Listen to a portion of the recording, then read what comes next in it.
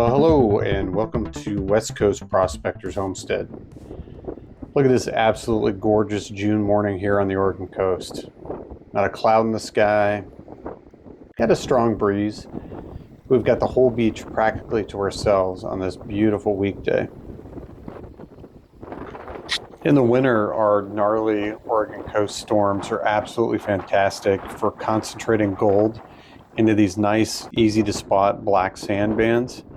Mother Nature basically does all the work for us. She's like the most violent, unpredictable mining operation.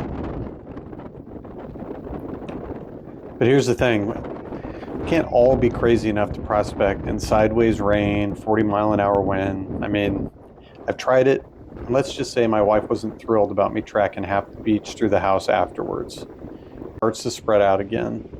The weaker tides and the gentler winds are like nature's way of shuffling the deck, which means we need to put on our detective hats and figure out where the good stuff has wandered off to. All right, so my goal here is to kind of create a treasure map, but instead of X marks the spot, we're looking for patterns that are going to help tell me when I come back with my sluice box, these are the areas that I want to hit. So let's get scientific about it. Well, I mean, as scientific as you can get while wearing flip-flops and getting sand in places, let's just say it shouldn't be. So our first stop is the high water mark. This is where the tide deposits the heaviest material. Now I'm going to take a good sample of sand here, and it's enough that it fills one of these small Ziploc bags. It's a good sample. I want to be consistent as I go through and do my samples. So into the bag it goes, and I label it A1. Because I'm incredibly creative, obviously, with my naming conventions. You could use GPS coordinates, you could tag it in a mapping app, but honestly, after spending a couple of hours bent over looking at sand, my brain can barely remember my own name, so close enough is good enough for me. From here, I just rinse and repeat, so do a sample, walk down 20 feet, do another sample, consistently marking them, throwing them in a backpack. Within an hour or so, I have 18 to 20 bags of sand, about as much as I can carry in my pack comfortably, and then I'm ready to head on home.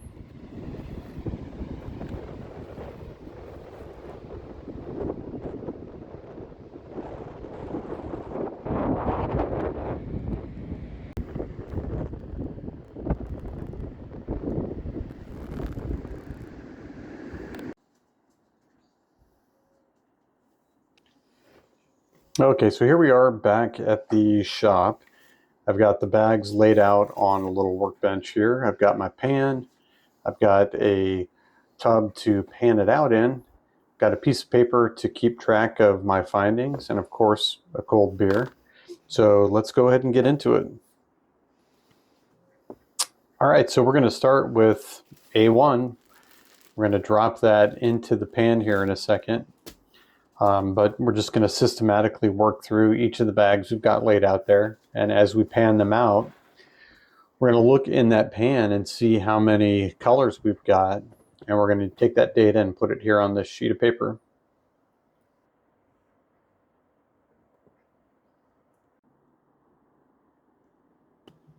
Okay, so our sample is in the pan. I like to use my smaller pan just for these smaller samples, makes things go a little bit quicker. We're going to drop on down to our panning tub here. And again, this is the monotonous, repetitive part as I go through all the samples. So cue the background music. Let's watch this really quick and we'll come back when we've got it panned down.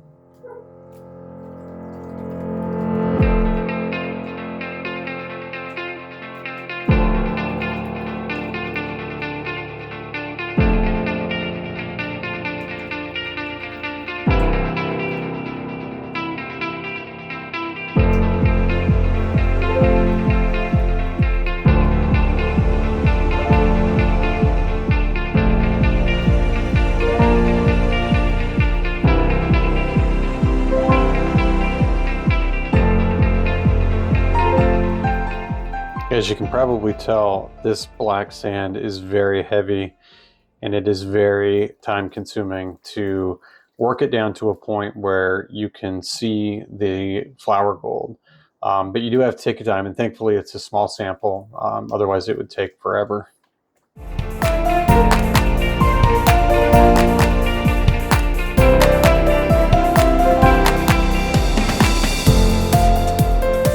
I just realized I forgot to put jet dry in.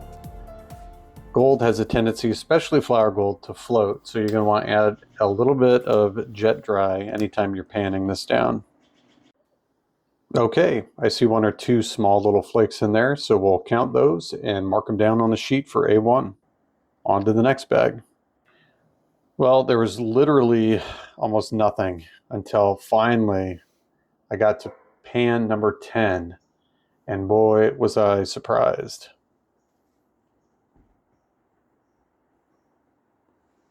It's definitely more like it.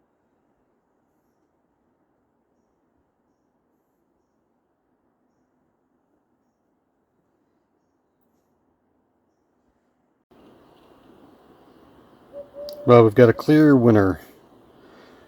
This is why we sample. Literally everywhere around E2 and F2, there was almost nothing. And there was so much concentrated. I mean, look at that.